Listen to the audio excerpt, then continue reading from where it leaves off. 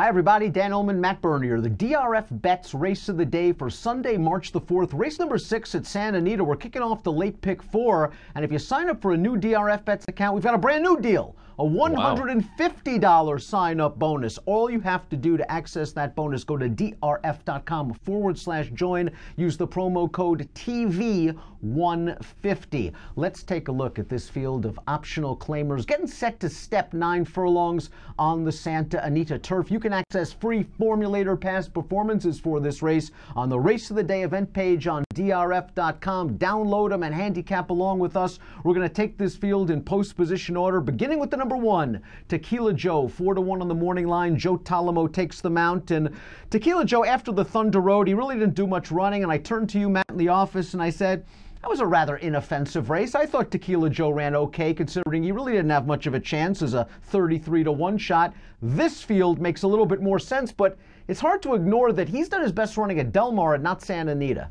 Yeah, it's hard to ignore the fact that he's never hit the board in 4 lifetime starts at Santa Anita, and I agree with you. I kind of feel like this is probably where he fits right now anyway, and he's not lightly raced. He's run 13 times, but there's a part of me that wonders if you can get a victory here on Sunday. Is this the beginning? Do you just get some confidence back in him? Because it seems like he just never really took a step forward from 3 to 4 and from 4 to 5. You brought up the situation about the racetrack. He really enjoys Del Mar. I wonder if you can just get some confidence back into him.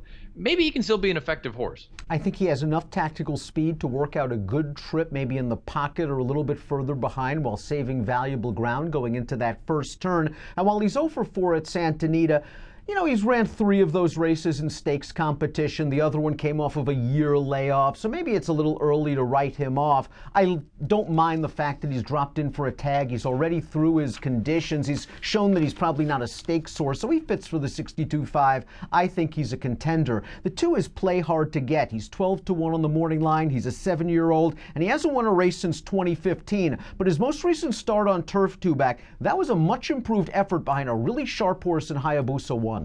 And I have to be honest with you, I was stunned watching that race when all of a sudden Rajiv Mirage had this horse on the front end. And to me, that's sort of the key for this race here, because I don't think there's a lot of pace signed on.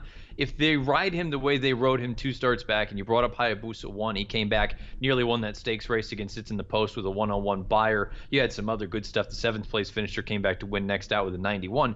If they ride him aggressively, I think he has a big chance. If they ride him like they had been doing it in the past, I just don't think he's quite good enough. I think the only asset that you have, if you like a horse like this or are interested, you have to go. And let's throw up the Timeform U.S. pace projector for this race, because they concur with you. They believe that the 2, Play Hard to Get, will get to the early lead. And again, he got to the lead in that race 2 starts back, and it's not like he was just waltzing along there on an easy lead. He almost immediately took pressure, and he put away the other pace horses, and it took that sharp Hayabusa 1, the favorite in that race, to run him down late. Perhaps he's getting back to his good form. With a trip like this, he could be dangerous at a price, 12-1 on the line. The 3, Maestro d'Arte, I've really liked the way he's won his last 2 races. Now they have him in fast races. Buyers of 84, 87. The last race was actually the slower division of older non-winners of 1 other than optional claimers on the February 10th card. But this horse still has a lot of upside potential, and I think you should expect a good late run.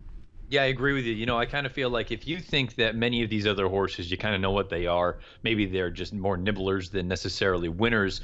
Maestro d'Arte, as well as the 4-horse Lifeline, they're at least the unexposed ones where when they have gone out, they've performed well, and they're still so lightly raced that there is scope for improvement. I don't have anything wrong with or anything to knock, I should say, about Maestro d'Arte. He shows up, he runs his race. I would expect another forward move here for Peter Urton. And the only time Maestro d'Arte has lost from 3 lifetime starts was in his career debut when he was defeated by Lifeline. Lifeline has won his last 2 turf races.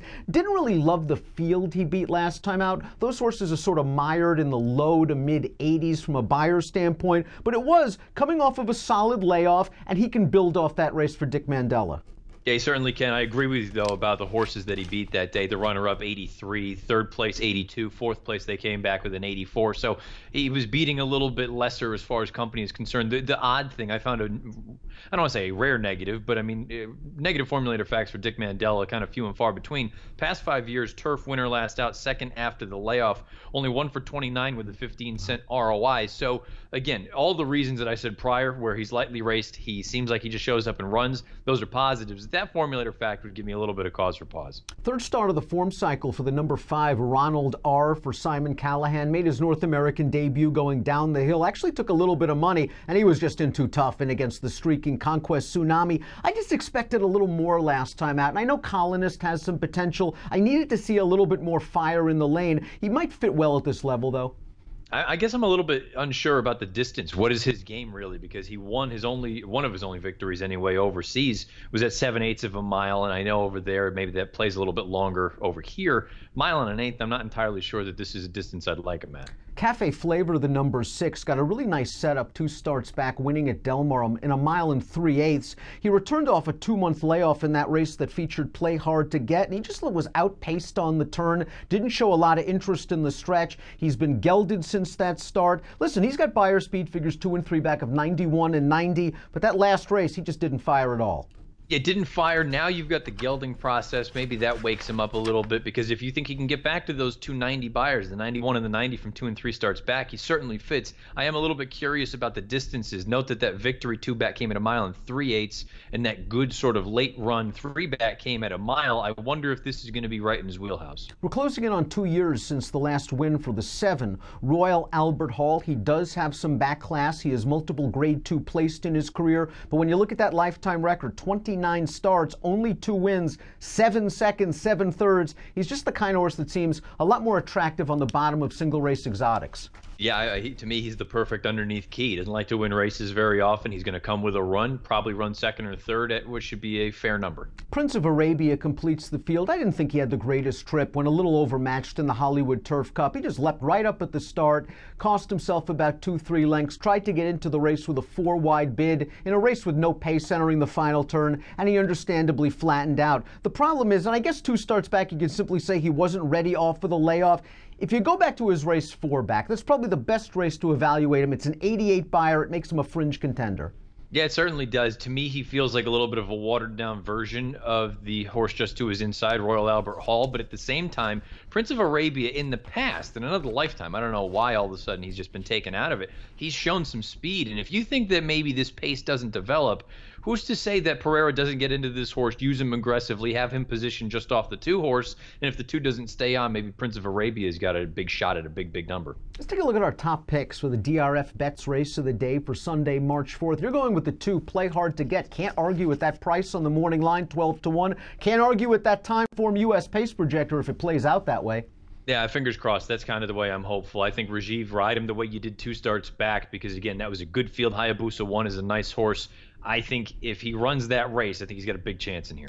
Just think Tequila Joe is not a stakes horse, especially at Santa Anita. Maybe a fringe player in the stakes division at Del Mar. This drop down should do him a world of good, and I think he can save ground in mid-pack. I think he can adapt somewhat to the pace scenario. I'm going to go 1, 2, 8, and 3. You like Play Hard to Get. He's certainly a win bet at those odds. Who else do you use to kick off this pick 4? Yeah, underneath, I'm also going to use the 7, the 3, and the 1. The 7 we talked about at Royal Albert Hall. He just seems like the perfect underneath key because he didn't like to win races very often. I think of the lightly raced horses, I like Maestro d'Arte a little bit more than Lifeline. That Richard Mandela formulator fact is in my head, for better or for worse. And then Tequila Joe, I agree. To me, getting back to a level like this, I think this is where he fits for now.